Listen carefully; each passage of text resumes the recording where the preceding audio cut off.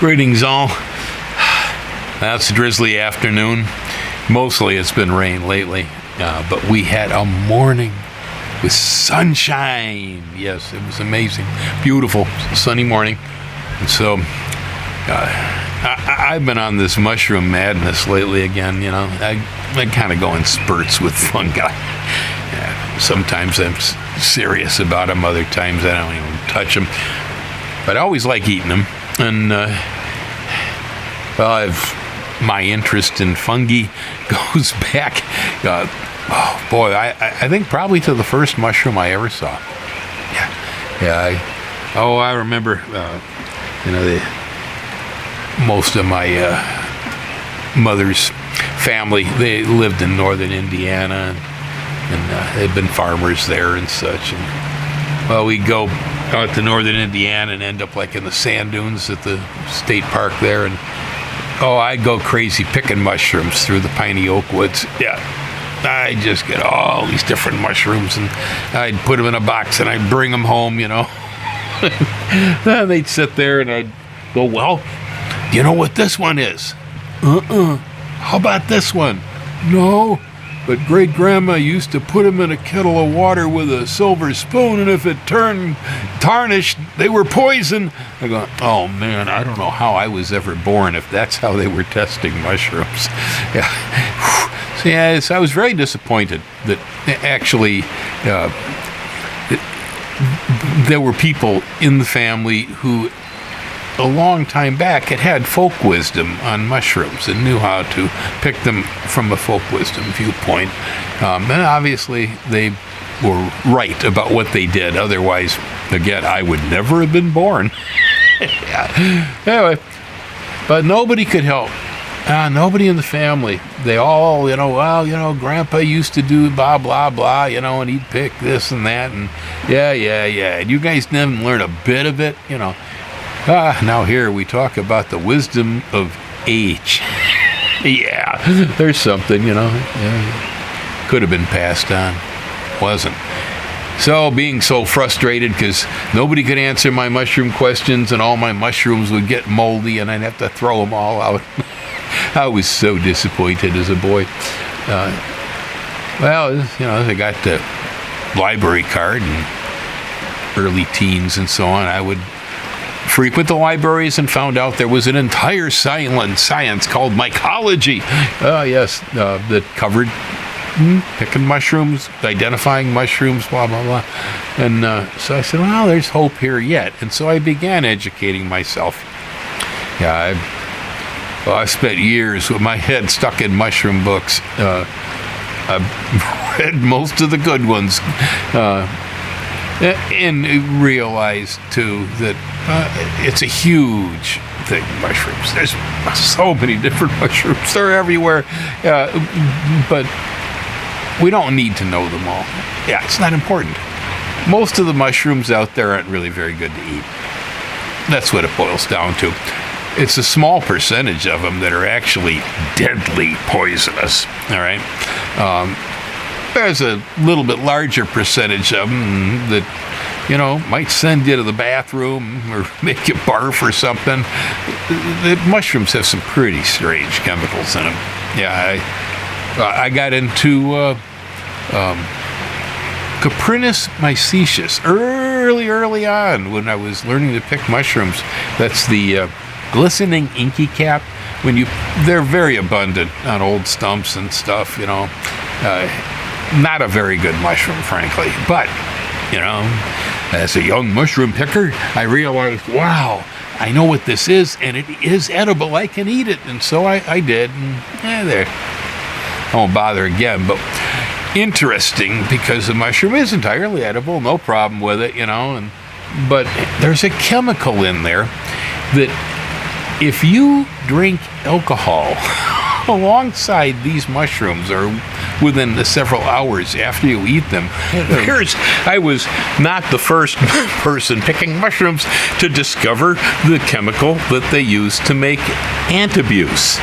Now, it's a pharmaceutical used to try to get alcoholics off the habit, because Yeah, because you take some of the antabuse and then drink a beer, you don't feel so good afterwards. And so it doesn't kill you or anything, but it's just a very uncomfortable feeling. Anyway, so like I say, most of the mushrooms on Earth are actually edible. Right? That's what I discovered. But most of the mushrooms on Earth aren't very good either to eat. I know they may have other qualities, chemicals in them that are valuable, medicines, and reishi and all that stuff. But I figured out real quick that all I had to really do is learn the most poisonous mushrooms, the ones that would definitely make me very sick if I got into them, and I had to learn the ones that were really, really, really delicious. Yeah, the heck with the rest of them. Everything in between, yes, over time I slowly learned them, due to association with mushrooms. But they weren't as important, So, I identified the destroying angels and most of the family of Amanita and the Galerina autumnalis and a few other mushrooms that they're really nothing you want to mess with at all. They will take you down for good. And then, learned to identify the Boletus edulis, king boletes, or porcinis, chanterelles, the oysters, morels. Morels. Yeah. So, I figured out pretty much on my own. Later, I had some classes in college on mycology. But pretty much on my own, I figured out how to pick mushrooms. The one thing I knew all the way back to childhood, and that was America doesn't like mushrooms much. Didn't. Okay. Yeah, back in the 50s and the 60s, if they came in a can, and it said moonlight mushrooms or something on it, some people would consider them safe, whatever. And there were always people who were picking mushrooms, okay. But in general, most Americans, fungi are dangerous and deadly, and you really want nothing to do with them. I called them mycophobics. Most Americans at one time, that is what they were.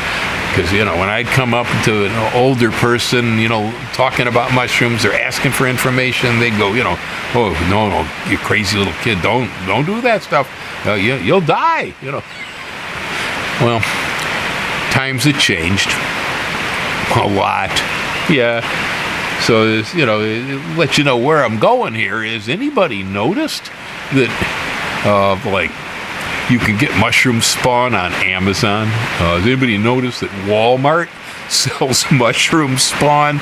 I see Johnny Selected Seeds, a seed company that I've been doing business with since they first started back in the 1970s, a favorite company of mine. Well, I'm getting emails from them now reminding me that they also sell mushroom spawn. Yeah. You see the growing kits, grow your own mushrooms on the coffee table at the health food store, and it's all over the place. All right? It's suddenly dawning on me because for the most part, early in life, I harvested wild.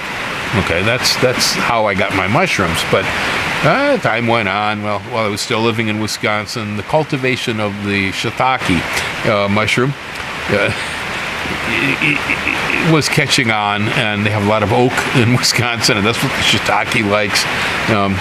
And so, we would spawn logs and grow shiitakes. Well, back in them days, if you wanted mushroom spawn, you had to go to a specialty shop, okay? There were guys out there that did this. In Wisconsin, we had Field and Forest Products in Peshtigo, who grew spawn of various good edible mushrooms. Mostly the ones that grew on wood was the specialty. And that's where I would get my spawn. I had continued even getting my spawn from them while I was living in Hawaii here, too. Great company, good source. But it appears you can get the stuff anywhere, and and Walmart doesn't package the spawn. They're getting it from other people. So this is just, it's on the internet. Things bounce like that. That's the best way anyway, because you want your spawn to be fresh, nice. And it's coming from a whole variety of different growers out there in the country now that are producing all sorts of spawns. A lot of kits too, as I said, a lot of kits. But, well, I've been having outstanding success here with the blue oyster. The blue oyster, the Pleurotus ostratus, it has just taken off like I have never seen mushrooms grow for me. I'm very happy about it. I now have 6 spawn bags in the house. They're growing. The oldest one has pins. It's mind-boggling because I took coffee chip, that is coffee wood from tree chip, and sterilized it.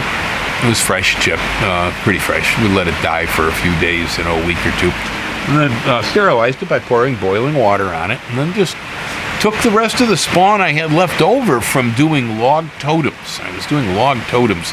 They're back here in the lime tree in plastic sacks, spawning. But I took the rest of that and I just packed it into a couple of mushroom grow bags on top sterile chips. Wow, that was on the 26th. Okay, 26th of February. By the 3rd of March,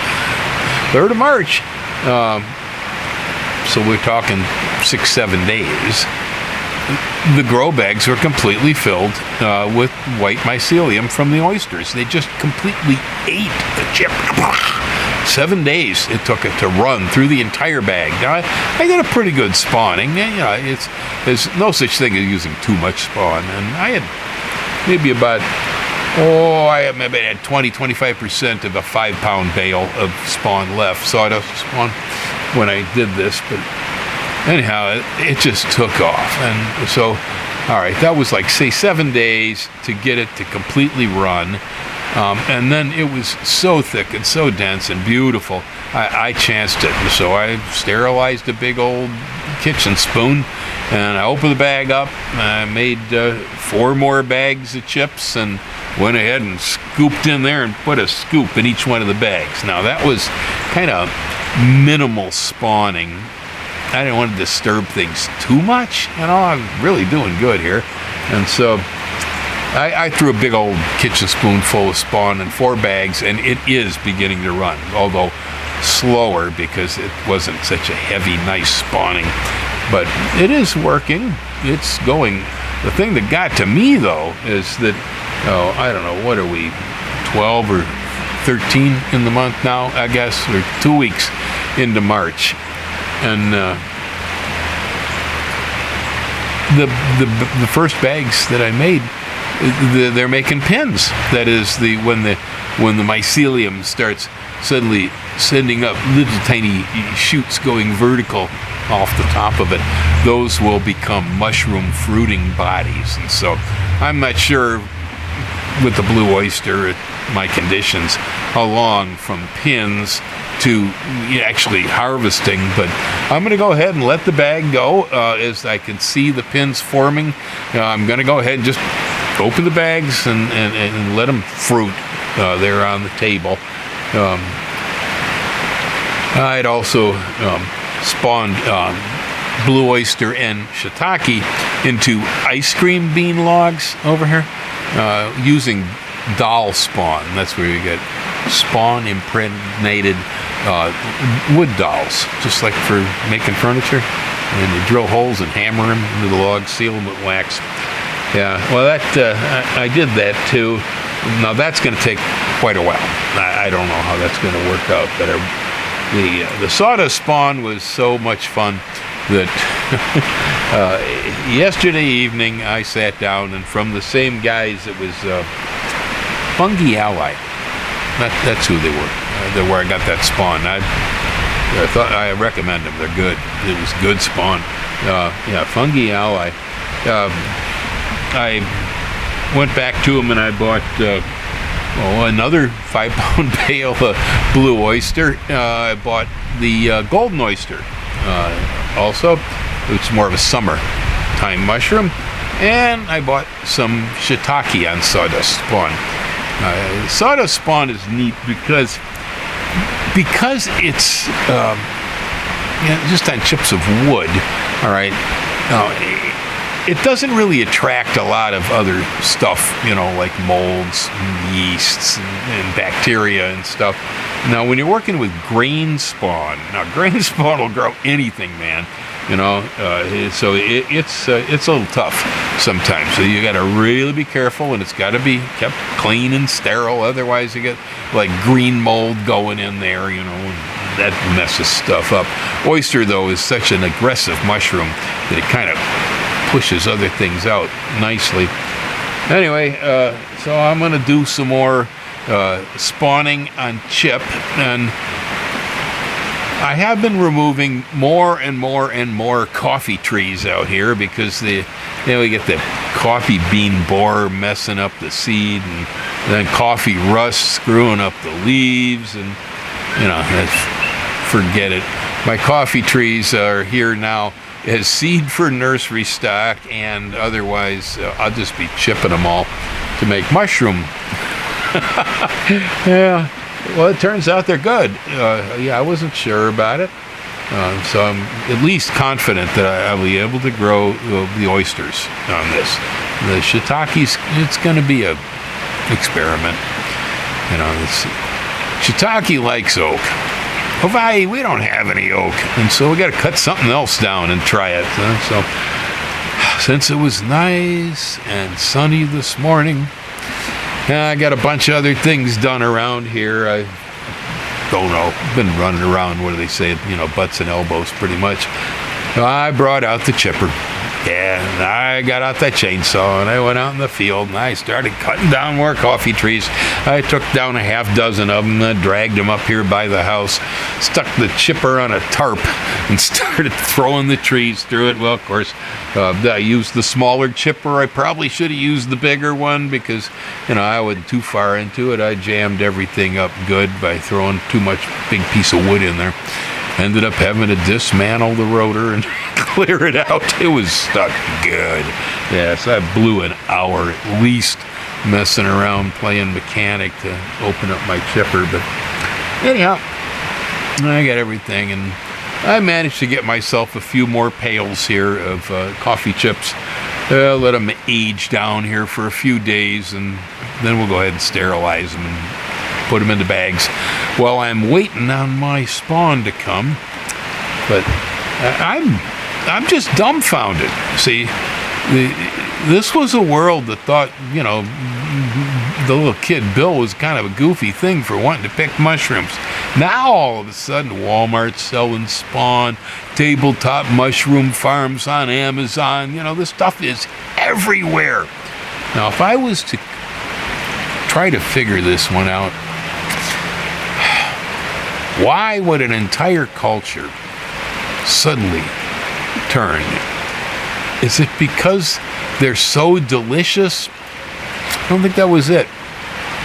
What I think, pretty sure, that it was the energy behind the psilocybe, the magic mushroom, that suddenly got a lot of people fascinated with the fungi world. And one thing leads to another. But I actually think that was the energy and the impetus behind a lot of this that kind of pushed this forward. Yeah. That's my feelings. Because, they're starting to use the thing, in psychology, psychiatry now. And there are places where they've lightened up on it, and they're not so frightened by the mushroom because it is capable of doing miraculous things. And of course, there's a whole lot of other mushrooms that then medicinally have come mostly out of Chinese medicine, herbal medicine, that we've brought into this country that we're growing now too, strictly as medicines that will again do things that a lot of medicines otherwise don't do. Mushroom chemicals are just plain strange, man. There's some really odd stuff in there. Well, looks like we got a whole culture that's turned itself on its head about fungi. I am no longer an oddball. I have stopped picking them in the wild because Hawaii isn't the best place for this. There really isn't. They're not really. We don't have abundance of the really good types around here. There are a few, but yeah, right here on this place, if I'm picking in the wild, about the only thing I come up with very much is the wood ear. It's the little Asian mushroom they put in the hot sour soup, black mushroom. Yeah, those are abundant. A dead limb on a koa tree. They seem like they grow on Rollinia, and pretty much any kind of dead wood. I can find that one, but I had heard that after a burn in a koa forest that morel comes up, but after the huge burn, and terrible, the koas in the national park up here burned after a fire got going on a ranch, spread into the park, burned thousands of acres, and well, about the time I thought things would be prime, conditions were such that the park rangers locked the gate on the road that goes up to that area, and I wasn't able to get up during a period of time when they might have been fruiting. So I did not get my opportunity to try to find morel between burned koa. Anyway, there you go. Aloha, folks. I'll be dropping in now and then talking about my mushrooms. There will be more and more happening. I'm starting to have a very high success rate with this. Hang loose. Aloha.